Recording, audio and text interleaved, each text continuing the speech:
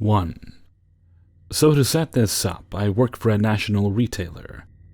We have recently gone through a restructuring, with one of the more significant changes being the downsizing of store security across the smaller stores. My store is smaller, but it is located in a large city and in a very downtown area. We are currently running on little security, and at the time of this story we had no security, which led to all sorts of issues. So as part of us dealing without security, the managers have to man the entrances and do our best to de-escalate incidents. I am merchandising some handbags when a very strange woman enters the store. She initially sets off our sensor towers and quickly runs out, but returns about 10 minutes later after realizing that we had noticed but didn't respond to the alarm. This woman was very red, sweaty, and seemed to be under the influence of something, as evidenced by her erratic behavior and her habit of talking to herself. Her behavior is the standard for any downtown store, as was evidenced by her rummaging through bracelets and other accessories with her hands shaking. She seemed like a sort of run-of-the-mill tweaker, something pretty much all retail employees have dealt with at some time or another. Usually when we have shoplifters like this, the standard in our company is to provide over-the-top service and act very congenial, in the hopes of deterring a shoplifter by making them feel visible, but without being a distraction to other customers. This woman slowly begins to tweak her way toward the exit with a ton of merchandise that is poorly concealed. It was almost like she physically could not hide her shopping because she was so under the influence that it was making it difficult to control her arms and legs. Another manager and I hatch a plan to service her over to the counter in order to obtain some of the merchandise she is looking at, and to sort of call her bluff and make her either pay or put the items on hold. After a small altercation with her and the other manager, she begins to cuss and starts sorting her merchandise into small piles in full view of other customers. She was frantically moving personal items in and out of a pair of black leather bags she had not yet paid for. And after doing this for a few minutes, my fellow manager decided to help her begin moving the items to the counter. I immediately begin scanning the items in order to be fair and treat the situation like she were any other customer. I am commenting on how fashionable the items she chose are, asking her where she planned to wear the items, etc. She became more frantic as the items were rang, and as we finish begins looking for her payment. I have seen the customer fake forgetting their credit card many a time, but when I tell you she was honestly frantic, I meant it. She began to get even redder and banged her hands on the counter, contesting that she either lost her wallet or that we had it somewhere. In order to de-escalate the situation, I emptied out the plastic bags, purses, even checking empty shoe boxes she had taken shoes from, but I wasn't producing anything. My fellow manager begins to search for the wallet as well. This not being enough, she suddenly starts to run around the store while being trailed by my fellow manager, leading to an outburst as she returns to the counter and lunges across, hand in the air, nearly scratching me as she yells about a wallet and all her other stuff. At this time, I have stepped back, and my co-worker and I can see on each other's faces that calling the police is the only option. I begin to do so as she has a tantrum and runs out of the store with a few pieces of merchandise, and supposedly without her wallet. We don't see her again and write the necessary reports in order to forward them to our store owner. Now that the drama has subsided, I start to place items out on the floor that she didn't successfully steal. My fellow manager and I are chatting at the counter, as I lift up one of the black leather handbags she was toying with, and out falls a box cutter. Not a simple industrial box cutter, but one where the blade has been halfway pulled out and sharpened further to create a shiv. My fellow manager called out sick the next day. Belligerent customer? Let's not meet. 2. For a little context, I moved out from my family home about 10 months ago for university across the country. I have a crazy hair color and very long hair, so I've been noted by both friends and strangers many times about how easy I am to spot from afar. Anyways, I got myself a tiny first-floor apartment in a building in a very calm and very friendly area of the city. Because of this, I did not feel too unsafe about living on the first floor. considering that my bedroom had a big window with transparent curtains, only about half a meter up from the ground, looking into a small grassy hill leading into a foresty area behind the building. I was quite excited about moving out for the first time, so I happily overlooked this fact and the rude landlady. Besides, the city is within the Arctic Circle, meaning that since it was summertime, there was midnight sun. Most noteworthy, it would eventually be no sun at all for about 2 months during wintertime. The landlady told me and the other female student I lived with that the small area behind the apartment building that our windows looked into were off limits. No one would ever walk there, so it was supposedly perfectly safe to keep the curtains open at all times. In order to reach this area, a person has to either climb over a 3-meter-tall wooden fence that went below the area ground, or climb this about 2 meters of a ground wall leading up to the foundation level, and the grassy area outside my window. There's nothing in this area but a stripe of grass, and in wintertime deep masses of snow that go all the way up to the window. A few weeks after moving in, I started feeling a little creeped out for seemingly no reason. I would sit at my desk and read, and feel as if someone could be watching me from behind the trees on the other side of the fence. As it started getting darker, I realized that anyone from outside could easily watch me, as if I lived in an aquarium when the apartment was all lit up. Then one day, as stupid as it sounds, I was trying to get a good selfie light in front of the window, when a man suddenly walked by. It really startled me, and I almost dropped my phone by the surprise. So I sat down for a moment and laughed to myself, thinking about how silly it must have looked with me, pressed up to the window, all consumed with myself. I tried to reason with myself that it was probably just some man taking a shortcut to somewhere else or something. Or maybe it was the caretaker of the building. So I just drew the curtains together and left it at that. From then on, every now and then I would suddenly see the man walking past my window, always when the curtains were open. It would happen when I was sitting at my desk studying or sitting in bed watching TV. I would see someone from the corner of my eye walk by, slow enough for me to turn and register it to be the same fully grown kind of gray-haired man in a blue jacket. But it was never long enough for me to take notice of his facial features or anything distinctive. By walking there, you could get a full view into my room, and of me sitting at my desk. At that time, I started thinking about the landlady's claim that no one was ever supposed to be walking there. So I asked my flatmate if she had noticed anyone walking out there too. She laughed too, asking if I was sure I had even seen someone. Now, these events did not happen that often, but often enough for me to really start wondering if it was not just a shortcut this man was taking. I half-jokingly texted my parents about it, telling them I was an easy voyeur victim with the aquarium window and transparent curtains. My mother naturally freaked out, and decided to send me some non-see-through light-blocking curtains. Before they ever arrived, I started noticing that this man did not just walk by my window once. Sometimes, maybe half a minute later, he would return from the other way, and then walk by again. I have to point out more than once how narrow this area is, making it so that his jacket would almost slide across my window while walking past. After the curtains arrived, the problem seemed to be solved. I could finally sleep at night again, and thought no more of it. Lived my life unbothered until I finally went back to my hometown for Christmas. It was when I returned back that I realized something was definitely going on.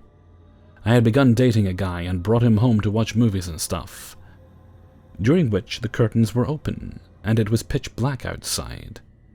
One night, where for unknown reasons I felt very restless and my insomnia was just more terrible than usual, I woke up around 5 a.m. and peeked out the window to see deep and large footprints in the snow, stopping very close in front of my window. They also led across the area, but judging from the shape of the footprints, it seemed this person had walked back and forth. Now this alone is creepy as hell. The idea that someone had been standing there close to the window, trying to peek through the gaps of the curtains. But there was more. Yellow snow everywhere under the window. Yellow drops still on my windowsill. This psycho had peed on my window. I was exhausted and tired, so I did not think it through right away. I just told myself it was indeed nasty as hell and creepy, but perhaps it was just some guy stumbling home drunk after a night out, in need to relieve himself. As I woke more up, I realized, though, that it was very illogical for a drunk to manage to climb his way up there. Not to mention that he would choose a window instead of a wall. As the sun went up, I looked out of the window more, and it just seemed too determined that someone would just choose my window out of the row. It seemed kind of personal and angry. I was living alone at this point too, as my flatmate had moved out a few months earlier. The curtains into her room were always open, and as I went to check the footprints, he just walked right past that window towards mine. While trying not to freak myself out too much, I thought about previous suitors and all that, people that might be pissed off that I was seeing someone new, but it really did not fit their character. Then I remembered that man who had been walking outside my window in the months after I had first moved in. Maybe he had been watching me this entire time, and did this to mark his territory or some sick shit like that. As for recently, things did not work out with the guy I was seeing, and since then, nothing more, as far as I can tell, have happened. Now that the snow is melting, it's hard to tell if someone is out there at night. And I always keep my curtains closed. I'm still freaked out, and want to color my hair a normal color so I won't be noticeable. I can't wait to return to my hometown again for the summer, so I can feel safe while sleeping at night. So creepy sicko who stands out there at night, peeing at my window and God knows what, let's never meet. 3. This past Friday, I, 27 male, fell asleep around 8 p.m. after work. When I woke up around 9 p.m., I decided it was too late to go out, so I made a plan to run to the gym down the street instead for a late-night workout. The small all-men's gym is about a mile down the road. It was empty and dark inside, but the owner had given me the door code to get in. However, for whatever reason, the code was not working, and I could not get into the gym. I still wanted to get a workout in, so I decided to just extend my run and head up to the local middle school playground and do some pull-ups on the monkey bars instead. I figured it was better than no workout at all. I got to the block that the middle school was on and began walking down toward the playground. On the way, I passed 2 young girls walking the opposite way. I would guess they were about 11 or 12 years old. They were silent and looked at me nervously as we passed. Understandably so, as I am a reasonably large man standing at 6'4", and it was almost 10 p.m. at night on an empty street. I live in a little suburban town of about 12,000 people with little crime. It is a dry town and mostly larger residential homes. The town is only 2 miles across and has a very safe family feel. Most of the residents are upper-class families here to take advantage of the great school system. Despite the reputation of safety the town has, I thought it was much too late and dark out for these 2 young girls to be wandering the streets alone, as creeps can show up anywhere, anytime. Something I would soon enough witness to be true. I hope they are heading home, I thought to myself. I then got to the playground attached to the middle school. The playground is on the corner of the block, with an alley leading to a parking lot behind the school, separating the playground from the local high-speed line going into the nearby city about 10 miles away. The high-speed line is built underground with an open top, and high walls topped off with a chain-link fence to keep pedestrians from falling in. There is a bridge to cross, and tracks below, and then another street on the other side of the tracks from the school, running parallel to the rails with one way going into the downtown business district, and the other way going into a residential neighborhood. The young girls turn onto this street going toward the neighborhood away from downtown. I did 1 set of pull-ups on the monkey bars and was resting when I noticed a white pickup truck with the headlights cut, and a raised cab with blacked-out windows covering the bed of the pickup truck, moving slowly past the middle school in the same direction the girls were going moments before. I found this very suspicious, and even more so once the truck stopped directly in front of the playground, almost as though the driver or passenger was checking it out. I stared at the truck, wondering what was going on, when I then noticed that there was a man walking about 20 feet behind the truck in the same direction. As he passed the stopped truck, The window of the truck rolled down and I could see there were 2 men in the truck. I clearly saw the man walking look over and make a keep going forward hand signal to the driver and passenger, which followed his directions and started moving again, creeping slowly along with the headlights cut, just as they were before. I watched as they crossed the tracks and saw the man on foot go right on the parallel road along the tracks toward downtown, while the truck went left on the same street toward the residential neighborhood in the same direction the young girls had gone less than 3 minutes before. What the fuck did I just witness? I thought to myself as I tried to make sense of what I had just seen. To me it seemed that the truck and the man on foot were following the young girls, stopped at the playground to see if they went there, and kept going when they only saw me doing pull-ups. I felt sick to my stomach. I tried to think of what else these men could have been up to. Looking for a lost dog? No, they weren't calling out, and they were driving much too slowly. Making a drug deal? Maybe. But what kind of drug deal goes down at a fairly well-lit school area? Also, the man on foot signaling the truck forward, and then going opposite ways down the next cross street did not make sense for a drug deal. In my head I thought at best what I saw was some kind of drug deal, at worst it was predators stalking 2 young girls in hopes of abducting them. I decided to follow the man on foot to find out. I followed him as he walked along the wall separating the sidewalk from the tracks below. On the other side of the street there was a church and some office buildings. He was walking slowly and texting someone on his phone. I turned around and saw that the truck had stopped again about 2 blocks up the road in the opposite direction. The man on foot then completely stopped as I approached him. I couldn't be sure as to whether he realized I was following him, so I approached him in the most casual way possible. The man looked to be in his early 30s, stood about 5'10" with a slouch, and had curly hair with a noticeable scar going down the side of his head through his hair. From the moment I began speaking to this man, I could tell he was very nervous. The way he acted and talked made me even more suspicious up until the conclusion of our conversation. Admittedly, my adrenaline was going, so I do not remember the conversation word for word, but this is how it went down. "Hey, what's up, man? What are you doing?" "Not much, just hanging out." "Just hanging out, huh? Where are you going?" "Just going on a walk." "I saw you signal to that sketchy truck back there by the playground. That was kind of weird. What's up with that?" "Nothing at all, I just waved to them as I walked by." "You didn't just wave at them. I saw you make a hand signal for them to keep going." "I don't know what you're talking about. I don't know them." "I'm not stupid. I clearly saw you signal to them." "I know that you know them. Just tell me what you're really doing out here, because that was very suspicious." "I'm not up to anything. Walk and talk with me about it." I put a hand on the man's shoulder to stop him. "No, stop. Tell me what you're up to right now. You're acting very suspicious and it's making me nervous. I know you're up to something, so just tell me the truth. I don't care if you're buying drugs. I do them myself as well. I only casually smoke weed, but was trying to get him to open up." "I'm not up to anything, man, I swear. I'm a good Christian man, I swear." Points to the church behind me across the street. I'm growing suspicious as ever. I didn't ask what your religion was or whether you're a good person.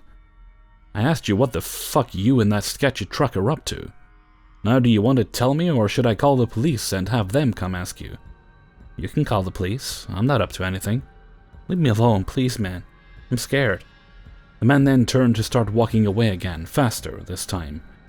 I admit that I was quite angry at this point, as I knew I was clearly being lied to and this guy was definitely up to no good. I push him, not very hard, with one arm to get him to stop. The dude loses his balance and almost falls over, and then immediately starts sprinting away from me down the street, turns the corner, and then continues to sprint into the downtown business district, passing right by the few other pedestrians on the street. There was no reason for me to chase him, so I lost sight of him as he ran away. I looked back and the truck down the road it was stopped at the beginning of the confrontation was gone. I then take out my cell phone and call the non-emergency police line to report everything I had seen. The police thanked me and sent a patrol car to the area by the middle school. When I told my girlfriend about what happened, she was very upset with me for following and confronting the man. However, after what I saw, I am still convinced that I witnessed 3 men stalking the young girls, with the intent to do them harm. I cannot come up with any other explanation as to what could have possibly been going on. Seeing how nervous the man was talking to me, paired with how he lied and then took off running, only further convinced me of what I saw. I followed my gut instinct and took action. I would do it all again. However, I would have called the police before confronting the man myself if I could redo the whole thing. My girlfriend's concern was for my safety. Although I was much bigger than the man and made sure he was at least arm's length from me at all times, he could have been armed, so I understand my girlfriend's concern. At the very least, I hope I thwarted a possible crime. As for the creep that ran away from me, let's not meet again. Hey everybody, Hellfreezer here, and thank you very much for listening to 3 True Scary Stories, episode 400. And thank you very much to everybody who allowed me to use their stories in this video. Apologies for any sounds of irritating chirping birds. Not usually an issue, even when I'm recording at this time. But they seem a bit active today for whatever reason. Maybe they're enjoying the sun. Good for them. Currently 5:15 in the morning, as I usually do on a, well, it's technically Friday morning, but I'm still thinking of it as Thursday. Haven't been to sleep yet, so I'm getting as much of the audio recorded as I can. In my mind, that should be all of it. So I don't have to get the mic out tomorrow, so when I wake up, it's just a matter of getting a nice cool drink, because it is quite warm, putting the fan on, edit, and then put the videos together, and get them up, and then enjoy the weekend. At least that's the plan. And with that, I'm going to head off for now. So until next time, thank you very much for listening, and take very good care of yourselves.